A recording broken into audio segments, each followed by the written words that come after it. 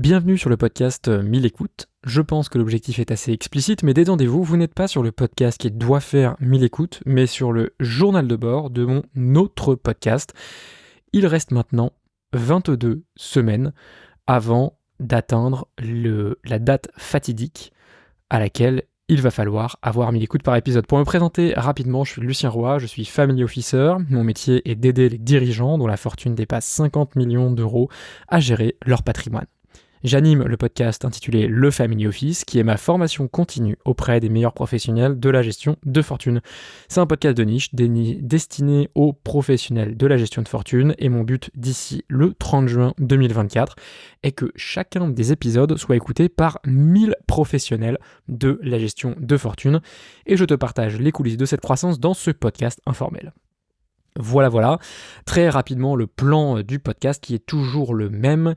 D'abord, les recadrages, ensuite l'astuce de productivité, les lectures de la semaine, la revue de la semaine écoulée, et puis enfin la to-do de la semaine suivante.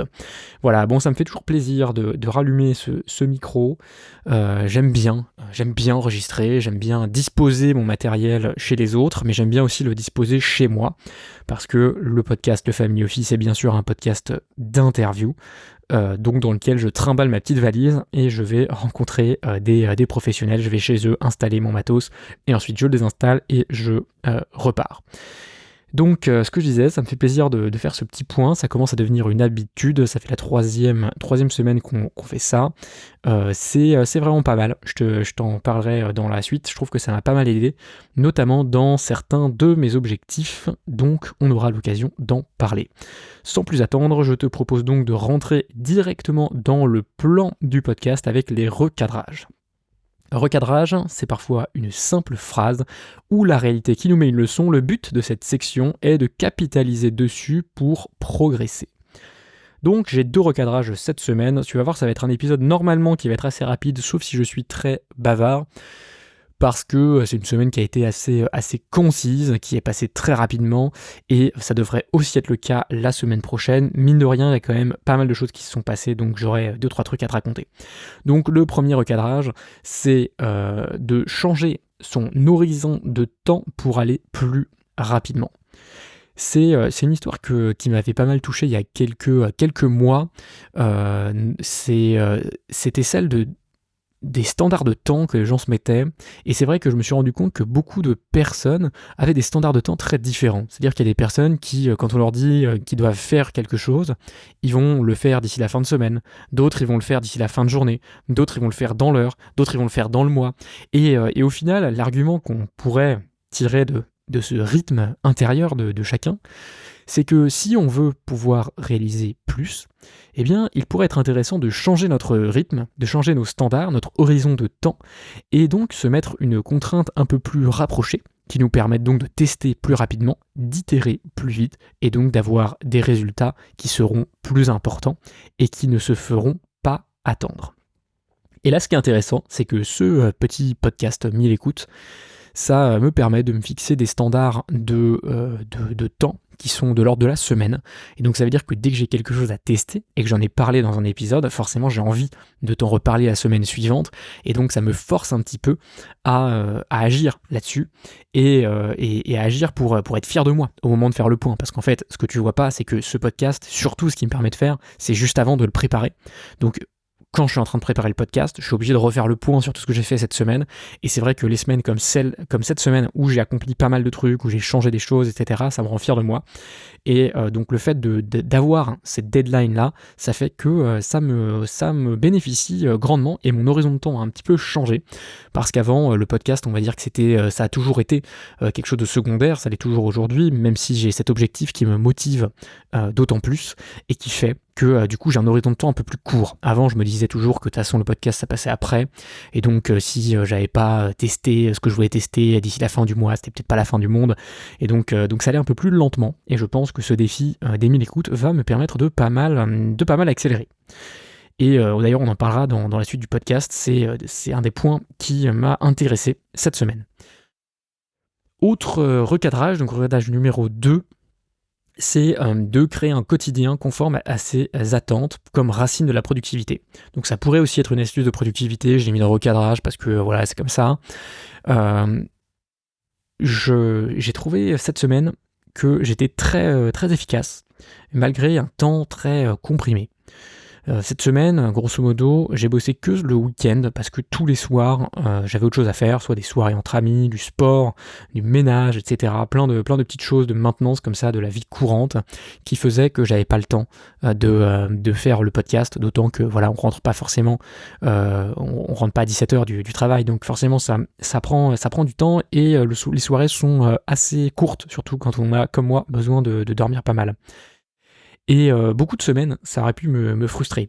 Je sais que quand j'ai pas le temps d'avancer dans mes projets, c'est un des trucs qui me frustre le plus et qui fait que je passe une mauvaise semaine globalement, que le week-end je suis un peu tendu parce que je me dis putain j'aurais pu faire tellement plus cette semaine et donc j'ai envie de rattraper le temps, ce qui fait que grosso modo je passe un week-end un peu stressé dans lequel je ne m'épanouis pas beaucoup et dans lequel je suis pas forcément non plus le plus productif, parce que c'est vrai que quand on est frustré, un peu stressé, je trouve que c'est pas la situation dans laquelle je prends les meilleures décisions et dans laquelle je suis le plus efficace.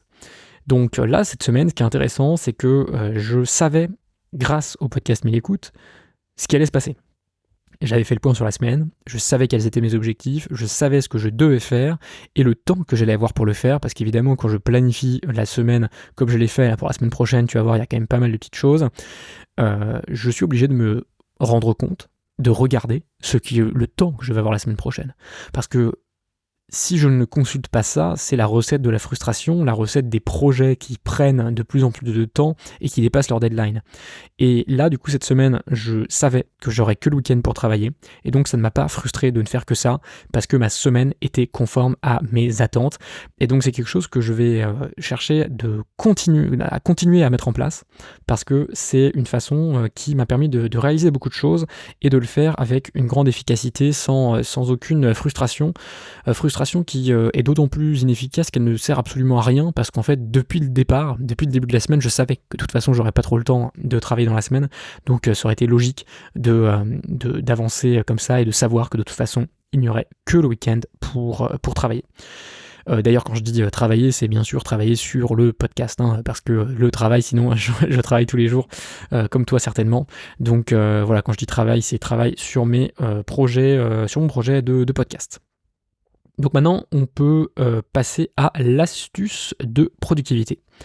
Pour ceux qui ne sont pas au courant, j'ai coaché des entrepreneurs pendant 5 ans sur la productivité au travail et je capitalise sur mon expérience pour atteindre les 1000 écoutes en parallèle de mon métier de family officer. Tiens, on en parlait tout à l'heure, qui prend donc du temps et qui nécessite des optimisations pour pouvoir mener d'autres projets en parallèle. Là, cette semaine, j'ai particulièrement expérimenté un conseil que je donnais à l'époque et qui était un de mes conseils un peu phares que j'adorais et qui faisait vraiment une des racines de ma productivité avec lequel j'ai vraiment pleinement connecté cette semaine. Et ce conseil, c'est d'utiliser son enthousiasme pour travailler avec plaisir.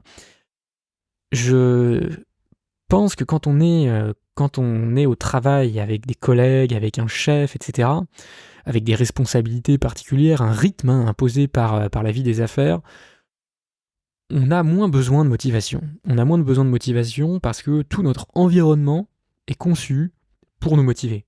Quand je vais au bureau, il ne me vient pas l'idée de ne rien faire de l'après-midi, parce que j'ai mes collègues qui sont à côté de moi, qui eux-mêmes travaillent, qui eux-mêmes vont me solliciter pour certains points. Je sais que d'ici la fin de semaine, je dois avoir terminé telle et telle tâche, donc j'ai comme un environnement qui me pousse vers l'action et qui me pousse à accomplir. Et donc cet environnement est très positif, permet de réaliser beaucoup de choses, et le problème c'est que quand on travaille sur des projets personnels, on n'a pas cet environnement. Moi, le podcast, que j'en fasse ou que j'en fasse pas, il n'y a personne qui va me dire « Lucien, t'as pas fait de podcast ». Il n'y a personne qui va me forcer ou qui va m'encourager à en faire plus, parce que finalement, c'est moi et moi-même, et puis et c'est tout. Donc, dans ce genre de projet personnel, dans lesquels on n'a pas cette motivation extérieure, il est important de réussir à trouver sa motivation intérieure, de l'énergie pour agir. Et cette énergie, elle peut venir d'une sorte de motivation guerrière, d'une envie de réussir, etc. Mais pour les projets au long cours, comme celui que j'ai en ce moment, du podcast, c'est un petit peu plus difficile. C'est un petit peu plus difficile parce qu'on n'a pas cette récompense immédiate, on n'a pas ce truc qui fait qu'on a envie de s'y mettre tout de suite. Et donc pour ça, il est intéressant d'utiliser son enthousiasme. Quand je dis utiliser son enthousiasme, ça veut dire que finalement, au début de la semaine, on prévoit de faire des choses, et parfois, au fil de la semaine, on a envie de mettre en place certaines actions. Là, je vais t'en parler tout à l'heure. J'ai fait des grandes avancées avec l'IA, donc l'intelligence artificielle, pour m'avancer dans les contenus du podcast. Et ça m'a donné un enthousiasme de dingue. Et donc, j'ai créé beaucoup plus de contenu que j'avais prévu cette semaine, tout simplement parce que j'avais hyper envie de le faire. J'avais envie de mettre à l'épreuve cette nouvelle découverte. J'avais envie de l'améliorer, de continuer à la peaufiner pour qu'elle puisse m'aider de plus en plus dans les prochaines semaines. Donc tu vois, c'est un exemple de choses que j'avais pas forcément prévu de faire, mais j'ai utilisé mon enthousiasme pour me donner de l'énergie et me donner envie d'en faire plus, ce qui fait que ma journée de samedi a été particulièrement productive en termes de contenu, parce que justement, j'avais cet enthousiasme et j'avais cette envie d'avancer. Et donc, quand on a cette envie d'avancer, naturellement, on travaille sans aucune difficulté, et on n'a pas besoin de se fouetter, de se motiver, ou d'avoir cette motivation extérieure qui ne nous aide pas forcément. À l'inverse, il y a certains moments dans lesquels on a besoin de persévérer plus. C'est-à-dire qu'il y a des moments où l'enthousiasme n'est pas au rendez-vous, mais on a quand même besoin d'agir. Et ça, c'est la deuxième astuce de productivité. C'est plutôt un rappel de la semaine dernière, parce que je te rappelle que la semaine dernière, j'avais pour objectif de continuer à écouter du contenu seulement en vitesse x1 pour ne pas me donner l'impression de gagner du temps, parce que finalement, quand j'écoute des vidéos en x2, j'ai l'impression de gagner du temps, alors qu'en fait, en ne les écoutant pas, j'en gagnerai plus. C'était ça la synthèse de la semaine dernière. Si tu veux plus de détails, tu peux aller écouter l'autre épisode. Et cette semaine, j'ai pas du tout tenu ça. Donc la lecture a été hyper difficile. Je t'avais dit que je voulais me garder 4 heures dans la semaine pour lire. Ça, je les ai eu largement. J'en ai même pris un peu plus. Mais ça a été vraiment hyper difficile. Peut-être que je lis aussi des bouquins qui sont moins accessibles, un peu plus difficilement écrits. Et du coup, c'était vraiment très difficile. Je ressentais cette envie, cette addiction d'aller voir sur YouTube quelque chose d'autre que le putain de bouquin que j'étais en train de lire. Je te parlerai de mes lectures quand même tout à l'heure, parce que elles sont super, mais c'est vrai qu'elles sont moins faciles que celles de la semaine dernière, et donc elles font moins envie, et c'est beaucoup plus dur de ne pas s'accrocher à autre chose. Et je pense d'autant plus que ces vidéos YouTube, comme je les regarde en x2, c'est ultra stimulant pour le cerveau, alors qu'un bouquin, tu lis mot après mot, et ça va un peu moins vite. Donc voilà, astuce de productivité numéro 2, c'est pour moi, la semaine prochaine, je reprends cette habitude de regarder des vidéos seulement en x1, donc de ne pas les regarder en vitesse accélérée, pour pouvoir retrouver un peu plus de facilité à lire. Ça tombe bien, on passe maintenant aux lectures de la semaine. Donc la lecture de la semaine, c'est la section dans laquelle je te donne 2-3 ressources pour prendre de la hauteur et donner de meilleurs conseils à nos clients pour en finir avec la dictature des news en continu. Alors là, je te dis qu'on va être sur un haut niveau de finir avec les dictatures des news en continu, parce qu'on part sur le Gorgias de Platon. Ça, c'est ce que je suis en train de lire en ce moment. C'est un des livres que je suis en train de lire. Un des livres qui est agréable à lire, mais pas non plus trop, donc c'est là où j'ai eu un petit peu de mal. Pour l'instant, j'accroche quand même bien, c'est intéressant, j'en ai entendu parler plusieurs fois, j'ai l'impression que c'est vraiment un texte de référence, aussi bien pour Simon Blackburn, dont j'ai parlé, je crois, la semaine dernière, dans son livre « Penser une irrésistible introduction à la philosophie », que dans d'autres contenus, notamment je pense au Précepteur, qui est sur YouTube, et qui fait des contenus sur la philosophie qui sont vraiment très très très sympas. Donc voilà, je lis à la source ce dont j'ai entendu, ce pourquoi j'ai entendu beaucoup de bien ces dernières semaines. J'ai un peu de mal à parler, c'est dimanche soir.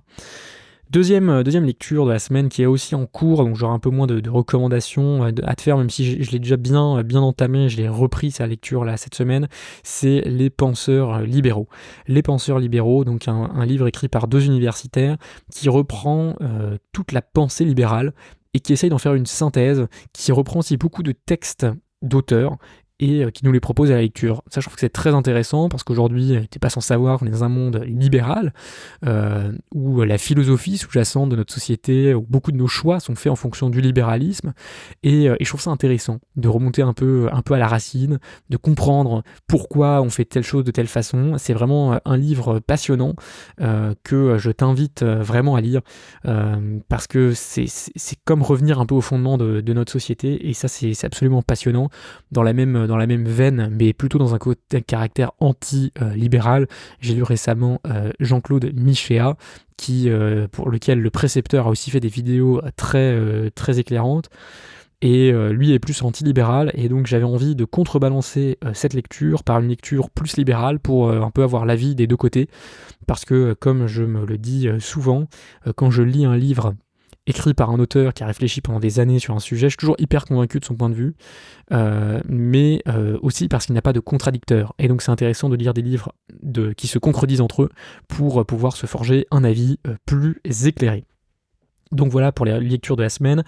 Dernière recommandation, troisième ressource, c'est une interview de David Goggins par Andrew Huberman sur YouTube, sur certainement toutes les plateformes de podcast également. J'ai trouvé une information intéressante dedans. Andrew Huberman est donc un chercheur neuroscientifique, je ne sais plus dans quelle université, je crois que c'est à Stanford, et il parle avec David Goggins, qui est une sorte de, j'ai envie de dire, de monstre de motivation, de discipline, etc. Tu peux aller voir le personnage, il est un petit peu particulier, enfin ultra intense dans tout ce qu'il fait. Ça me donne pas envie d'être comme lui, mais en tout cas on se dit qu'avec une personne aussi intense, on peut avoir beaucoup de choses à apprendre. Et Huberman, donc le scientifique, parle à ce mec d'une partie de notre cerveau qui se développe uniquement dans l'adversité. Et ça, j'ai trouvé ça intéressant parce qu'il parle de cette partie du cerveau qui se développe pas quand on fait des choses difficiles, mais quand on fait des choses qu'on n'a pas envie de faire. C'est-à-dire que si par exemple au départ, tu te mets à courir, à faire des entraînements de course à pied, et que t'aimes pas ça, là, ça va faire grandir cette partie de ton cerveau. Par contre, à partir du moment où tu vas commencer à aimer ces entraînements de course à pied, cette partie de ton cerveau va arrêter de grandir parce que tu ne feras pas quelque chose que t'as pas envie de faire. Donc, j'ai trouvé ça assez intéressant. Je sais pas exactement ce que je vais en faire, mais ça me permet de me donner une certaine motivation à faire des choses que j'ai pas envie de faire. Et en me disant que même si j'ai pas envie de les faire, déjà le fait de le faire, ce sera fait, et puis deuxièmement, ça fera grandir cette petite partie de mon cerveau qui, il semble, est assez intéressante à développer, parce qu'elle permet donc d'être plus performant dans l'accomplissement des tâches qu'on n'a pas envie de faire. Donc voilà, un petit encouragement supplémentaire, et puis au-delà de ça, l'interview est assez intéressante. Je trouve que David Goggins, c'est quand même une philosophie très particulière, très guerrière, très intense, avec un point de vue sur le confort, la gloire, entre guillemets, qu'il pourrait avoir, parce que c'est quelqu'un qui, je pense qu'en levant le petit doigt, il a des conférences dans tous les quatre coins des États-Unis. Donc c'est vraiment assez intéressant de voir l'humilité et la détermination qu'a cette personne, malgré tout le confort qu'elle pourrait avoir et tout l'inconfort dans lequel elle se met. Donc voilà un petit peu pour ces premières sections de recadrage, d'astuces de productivité, de lecture de la semaine. On va pouvoir passer à une des sections les plus importantes, qui est la revue de la semaine écoulée. Ici, ce que je fais, c'est que je reprends la to-do de la semaine et je te partage mes avancées et tests pour développer le podcast. Donc j'ai quelques petites choses à t'évoquer et on commence par un échec. Échec sur LinkedIn, parce que je t'avais prévu de poster 5 fois par semaine, parce que mon objectif, tu le sais, pour ce mois de janvier et les mois suivants, ça va être de poster 20 fois par mois sur LinkedIn, ce qui fait en gros 5 fois par semaine. J'ai échoué, j'ai posté que 3 fois, et la raison est simple, c'est qu'en fait, j'avais préparé à l'avance les 3 posts que j'ai postés, et les 2 autres, je m'étais dit que je les rédigerais dans la semaine. Et bien, force est de constater que dans la semaine, en fait, j'ai pas le temps. J'ai pas le temps, je rentre trop tard, après j'ai trop de choses à faire, je fais de la muscu, je fais des fois je fais courir, enfin bref, et j'ai trop de choses à faire que j'ai pas envie de décaler, et donc je n'arrive pas à écrire, donc j'ai échoué dans cet objectif, mais tu vas voir que pour la semaine suivante, j'ai déjà tout mis en place pour que ça ne se reproduise pas, et pour avoir des systèmes qui me permettent de plus facilement écrire ces 5 posts par semaine et de les publier, parce que effectivement, poster 5 posts par semaine, c'est quand même un rythme assez intense. Justement, dans ce côté solution, je vais te parler de mes tests de l'intelligence artificielle que j'ai intitulé Une semaine en 2 temps. J'ai fait pas mal de tests là en début de semaine, notamment les tests de Scribecast, qui n'a pas du tout été concluant pour moi. Tu sais que j'avais testé déjà la semaine dernière quelques IA, j'avais notamment testé l'application PodSqueeze dont je t'avais parlé. Le test de Scribecast, donc qui est une application concurrente à PodSqueeze, J'ai trouvé cette application, j'ai trouvé que le test n'était pas concluant pour moi. L'application fournit trop peu de contenu qui n'est pas d'une vraiment meilleure qualité que PodSqueeze, donc j'ai fini par abandonner cette application qui, rien que par le premier test, ne m'a pas convaincu. En revanche, là, on est arrivé sur des gros succès avec PodSqueeze. Je suis super content. Grosse victoire cette semaine parce que mon process prend vraiment forme et il me permet de créer des posts LinkedIn avec l'IA de façon extrêmement efficace. J'ai passé environ en moyenne 12 minutes par post LinkedIn lié à des interviews que j'avais déjà faites, ce qui est vraiment extrêmement rapide. Ça veut dire qu'en dessous de 15 minutes, je peux créer un post. Donc si tu as suivi, comme j'ai prévu de faire 4 posts LinkedIn par interview, ça fait une heure dédiée à la création de tout le contenu autour de l'interview. Donc c'est vraiment très très performant, très agréable. Alors comment ça s'est passé ? Comme je te l'ai dit, PodSqueeze, donc c'est l'application que j'utilise maintenant, j'ai même pris l'abonnement payant, permet de fournir 2 types de contenus qui sont très utiles. Premièrement, la transcription intégrale du podcast. Alors c'est une transcription qui n'est pas de très bonne qualité, mais qui peut servir de matière première pour ChatGPT pour écrire des posts. Et deuxièmement, l'autre chose qui est vraiment de meilleure qualité pour le coup, ce sont les timestamps, donc le chapitrage de l'interview. En multipliant ces 2 éléments et en les intégrant dans ChatGPT, ça permet de réaliser des posts très efficaces de teaser de toute l'interview. Donc en fait, je lui file les timestamps, donc le chapitrage, je lui file toutes les questions que j'avais prévu de poser, l'intro et tout, et lui il me rédige un post qui généralement est quand même déjà pas mal. Alors je te précise que j'ai créé donc un GPT, donc c'est un petit programme de ChatGPT que j'ai créé pour m'aider à rédiger des posts LinkedIn. Donc je lui fournis pas mal d'infos qui lui permettent de rédiger des posts vraiment qui sont déjà vraiment pas mal.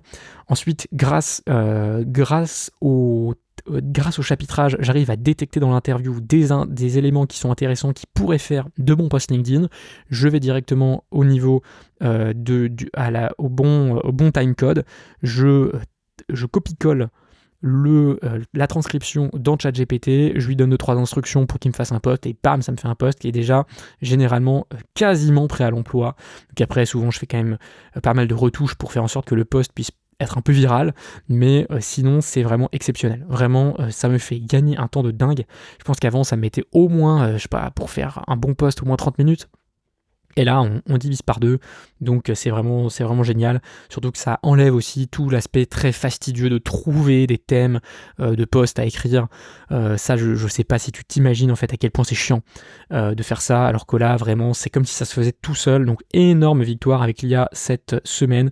Je suis super content. Super content et je vais continuer donc à utiliser ce petit process que je me suis créé en plus hyper précisément, donc qui se suit quasiment les yeux fermés toutes les prochaines semaines. Je vais l'utiliser non seulement pour les prochaines interviews, mais aussi pour les interviews que j'ai fait par le passé pour pouvoir les repromouvoir à nouveau, parce que il n'y a pas de raison, hein, c'est pas parce que j'ai créé un contenu il y a 6 mois que je dois arrêter de le promouvoir. C'est d'ailleurs un petit peu dommage de ne parler qu'une seule fois d'un podcast que j'ai mis temps à créer et que les invités ont consacré du temps pour leurs réponses, etc. Et donc là, je suis très content, je vais pouvoir recycler énormément de contenu et pouvoir créer beaucoup plus. Ça va m'aider à tenir la cadence des 5 posts par semaine. Point suivant, acheter du temps, donc dépenser de l'argent pour gagner du temps. Là, il y a deux éléments pour lesquels j'ai sauté le pas, deux trucs plus ou moins d'IA. Alors, je ne sais pas exactement si l'intelligence artificielle derrière l'un des outils, mais en fait, peu importe, du moment que ça marche, moi, je suis très content. C'est donc PodSqueeze que j'ai donc acheté pour pouvoir faire un peu plus de contenu, parce qu'ils ont un abonnement gratuit qui permet de faire 50 minutes de podcast par mois. Donc déjà avec mes 2 épisodes de 30 minutes, je suis au-delà. Et puis en plus, comme je veux rénover d'anciens épisodes, refaire un peu du contenu, j'ai besoin de beaucoup plus de temps que ça. Donc j'ai pris leur abonnement, je crois, à 160 minutes. Donc ça me permet déjà de faire un peu plus. Deuxième chose sur laquelle qui me fait gagner pas mal de temps, j'ai acheté les crédits pour remove.bg. Donc remove.bg, c'est une application internet qui permet de supprimer l'arrière-plan d'une photo. Donc quand on a la photo par exemple d'un invité de podcast, on peut très facilement retirer tout l'arrière-plan du bureau qu'il y a derrière lui et le détourer. Et après, ça permet de faire la miniature du podcast de façon très efficace. Donc c'est ce que tu vois sur toutes mes miniatures de podcast. À chaque fois, il y a la tête de l'invité, ainsi que le titre et et son nom. Et ce détourage, je le faisais avant par Remove Background, et ensuite je faisais un retraitement dans Photoshop, enfin bref, c'était un peu compliqué. Et là, je me suis dit, on arrête la complexité, on gagne 5 minutes, 10 minutes par miniature, ce qui est vraiment pas mal. Et donc, j'ai acheté des crédits pour pouvoir le faire directement dans Remove Background, et ça va me faire encore gagner du temps. Donc voilà, là on passe un peu à l'investissement, c'est aussi normal parce que je commence donc à avoir les premiers sponsors sur le podcast. Je l'avais dit, j'avais signé un premier sponsor, premier partenaire il y a quelques semaines de cela, donc c'est aussi agréable, ça me permet de pouvoir investir un petit peu et de gagner du temps de production, de la rapidité, de la fluidité. C'est aussi ça, je trouve, qui est motivant quand on crée quelque chose, c'est de se rendre compte qu'on le crée de plus en plus facilement. Pour moi, c'est vraiment un moteur qui me permet de constater dans les faits ma progression. Ensuite, ce que je t'avais promis de faire, les appels aux auditeurs. J'ai bien cru que j'allais oublier de le faire, mais je m'en suis rendu compte in extremis vendredi que je l'avais pas fait. Et donc j'ai pu appeler des auditeurs cette fin de semaine. C'était vraiment des expériences très agréables. J'en ai appelé 2. Comme prévu, qui m'ont répondu tout de suite. Merci à vous qui m'avez répondu. On se doute pas à quel point c'est précieux d'avoir du feedback. Donc très agréable de les écouter, parce qu'évidemment un auditeur qui t'a donné son numéro de téléphone, il est très content quand tu l'appelles, donc plein de bonnes vibes. Eux deux écoutaient le podcast pour des raisons très différentes, mais très intéressantes. Donc ça m'aide à un peu déjà commencer à comprendre, tu vois, qu'est-ce qui intéresse les auditeurs, quels sont les profils types des auditeurs, et donc j'ai envie vraiment de continuer, de continuer ces appels aux auditeurs pour savoir un petit peu ce qui leur plaît, qu'est-ce qui dans le format va, qu'est-ce qui va pas, pourquoi ils écoutent le podcast, peut-être découvrir qu'il y a des usages du podcast que je ne connaissais pas, que j'avais pas prévu. Là pour l'instant c'est assez classique, hein. J'ai eu au téléphone donc une notaire qui écoute les podcasts pour se renseigner des pratiques de ses confrères, pour peut-être se rafraîchir la mémoire sur certaines choses, mais elle n'apprend rien dans les podcasts en réalité, parce que en tant que notaire, et c'est normal, on a un niveau de technicité qui normalement est supérieur au podcast, quoique dans certains domaines précis, ça peut être intéressant de se rafraîchir la mémoire sur des trucs qu'on n'a pas l'habitude de faire. Mais bon, voilà, globalement, elle apprend pas grand-chose, mais elle est là pour prendre de l'info, pour comprendre comment les autres expliquent les choses, et puis pour découvrir des mécanismes qui sont présentés par d'autres personnes que des notaires. Tu sais que sur le podcast, il y a des avocats, des banquiers, il y a pas mal de profils différents. Et puis l'autre personne, c'était un conseiller en gestion de patrimoine qui, lui, par contre, c'est vraiment sa formation continue. C'est vraiment quelque chose d'important pour lui, pour découvrir des nouveaux mécanismes, pour avoir en tête toujours des choses, pour progresser techniquement. Et donc c'est intéressant de voir que lui, c'est vraiment un levier de formation personnelle qu'il a. Et donc très différent de la notaire, mais très intéressant. Donc j'ai pris pas mal de notes pendant ces appels.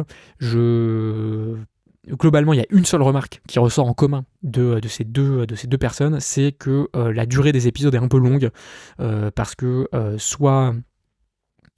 dans les emplois du temps, c'est dur de caser 30 minutes. Bon, je sais que c'est une remarque qu'on me fait depuis le début, je sais que tous les podcasteurs ont cette remarque, que voilà, c'est un peu long, etc.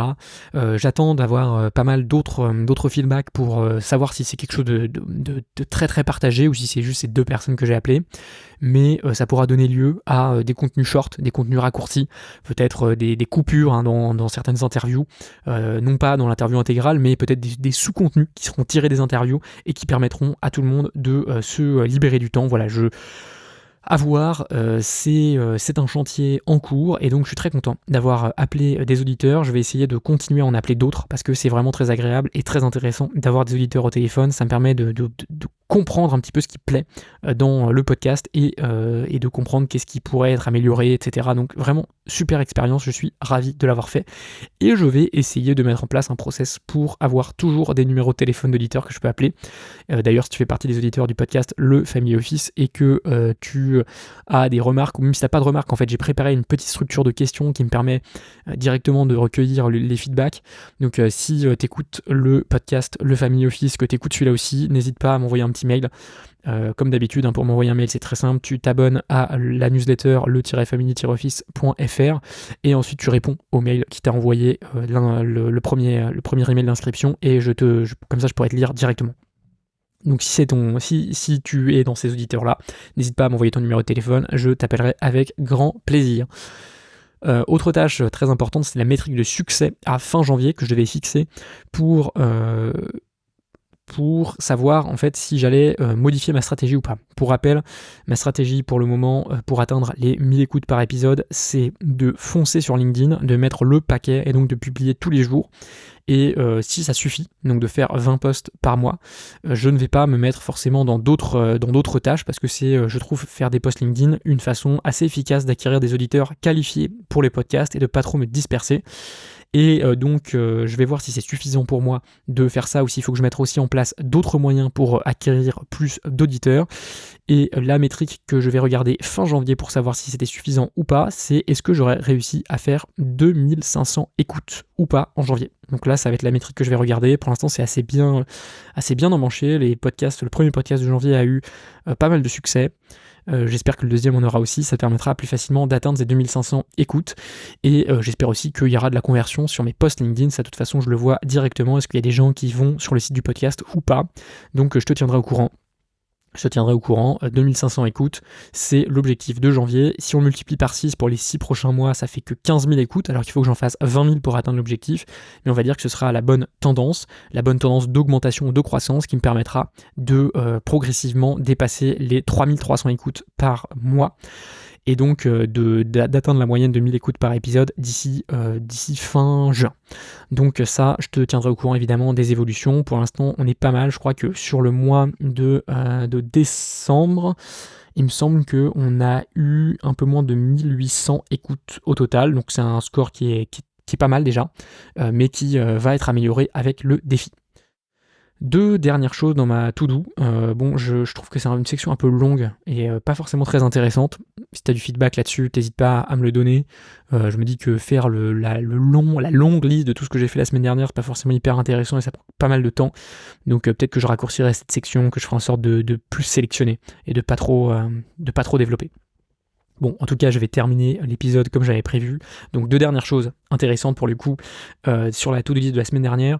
Première chose, c'est que ce podcast me permet vraiment de faire l'extra mile sur l'atteinte de l'objectif 1000 écoutes. Et ça, c'est vraiment plaisant. Avoir cet objectif me booste vraiment énormément. Donc, il y a deux choses qui ont été mises en place cette semaine et qui vont se poursuivre pour la suite. Premièrement, je vais augmenter le nombre d'appels à l'action dans les épisodes. Donc, pour l'instant, ce que je faisais comme appel à l'action, c'est des appels à l'action pour s'abonner sur LinkedIn, pour s'abonner par mail, pour s'abonner sur YouTube, pour s'abonner sur les plateformes de podcast, pour avoir des notes, etc. Ce sont que des appels à l'action dans l'épisode qui permettent d'augmenter la portée du podcast. J'appelle aussi forcément les auditeurs à partager par bouche à oreille les épisodes parce que c'est vraiment ce qui fait la différence. Donc habituellement j'en mettais un au milieu et un à la fin, maintenant je vais en mettre un à chaque tiers, donc en gros toutes les 10 minutes il y aura un petit appel à l'action, donc 10 minutes après le début, au bout de 20 minutes et au bout de 30 minutes il y a un peu l'appel à l'action conclusif de l'épisode. À voir, on verra si ça crée plus de résultats. En tout cas je sais qu'il y a quelques années j'avais écouté un podcast qui parlait des appels à l'action et qui disait que en gros plus ils en mettaient, plus ça marchait. Donc on va augmenter un peu l'intensité là-dessus pour atteindre plus facilement les 1000 écoutes par épisode. Deuxième élément d'Extra Mile que j'ai fait cette semaine, c'était une interview sur laquelle j'ai eu un problème d'image. Donc il me semble que je t'en avais parlé la semaine dernière, interview très intéressante sur l'assurance vie, gros problème d'image, l'image franchement dégueulasse avec un phénomène de scintillement. Tu peux aller regarder sur internet pour voir ce que c'est le phénomène de scintillement. Donc image complètement inexploitable. Dommage parce que sur YouTube se fait en ce moment quand même la moitié des écoutes du podcast, voire en ce moment ça a tendance même à dépasser un peu les écoutes sur les plateformes de podcast parce que ça a un peu de viralité quand même YouTube, c'est intéressant. Et donc image inexploitable, je me suis dit je vais rien pouvoir faire. J'ai fait plein de tests, je me suis même dit que j'allais faire appel à un professionnel pour rénover cette vidéo, puis finalement j'ai trouvé une solution qui permet de poster cette vidéo avec une qualité qui est pas aussi bonne que toutes les autres vidéos, mais qui en tout cas ne jure pas complètement et qui est pas ridicule.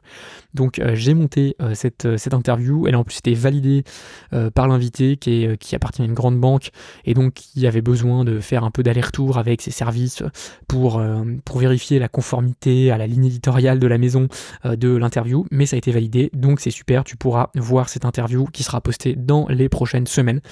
Et donc je suis très content parce que si j'avais pas eu ce défi de 1000 écoutes, je n'aurais jamais fait autant d'efforts pour avoir cet épisode dans une bonne qualité et surtout en audio comme en vidéo. Autre tâche dont je t'avais parlé en fin de semaine dernière, mettre en place mon process d'investissement personnel pour éviter que les cordonniers soient les plus mal chaussés, ça c'est fait. Relancer les invités que j'avais dans le pipe pour janvier, c'est fait aussi, et libérer du temps pour la lecture, c'est fait aussi, même si, comme je te l'ai partagé juste avant, j'ai eu quand même un petit peu de mal à lire autant que prévu. Donc maintenant, on passe à la dernière section, la section de la to-do de la semaine prochaine. Le concept, c'est simple, c'est que tu es dans le cockpit du podcast et tu vois ce que je fais.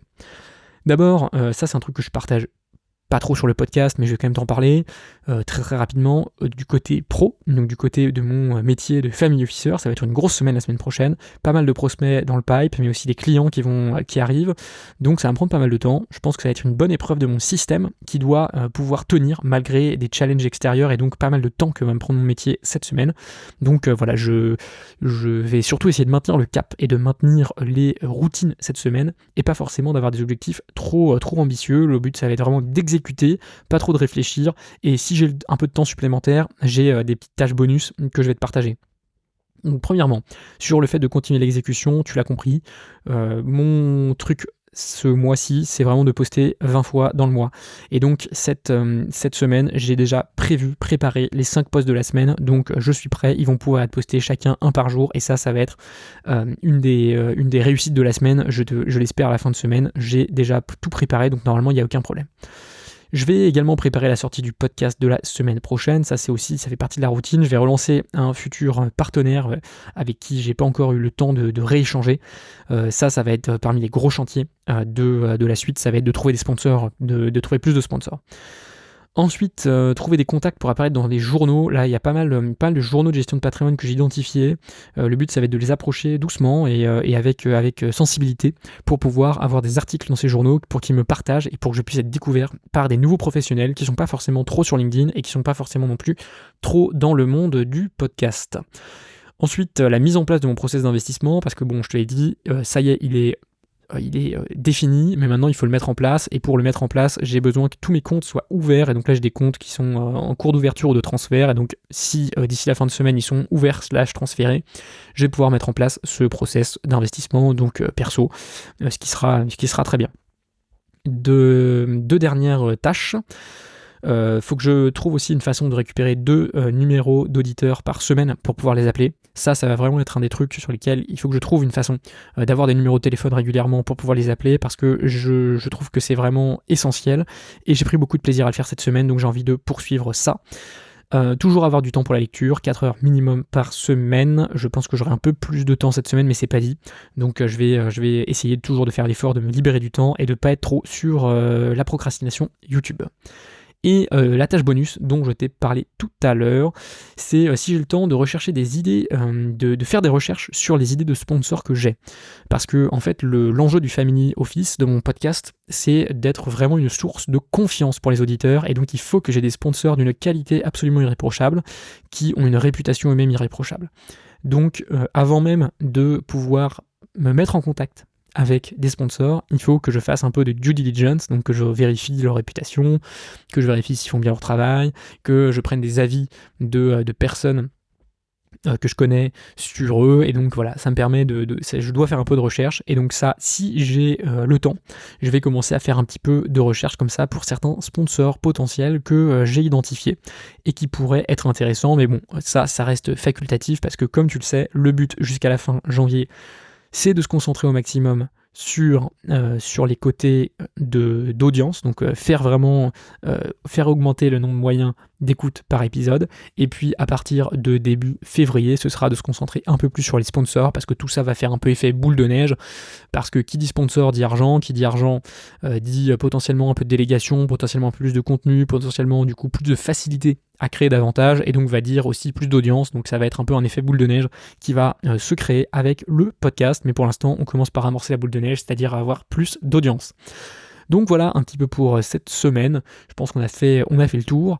Je te remercie de m'avoir écouté jusque là. Maintenant il est temps de se remettre à la tâche, et donc je te dis à la semaine prochaine. J'espère qu'elle sera pour toi comme pour moi pleine de réussite. Bonne semaine.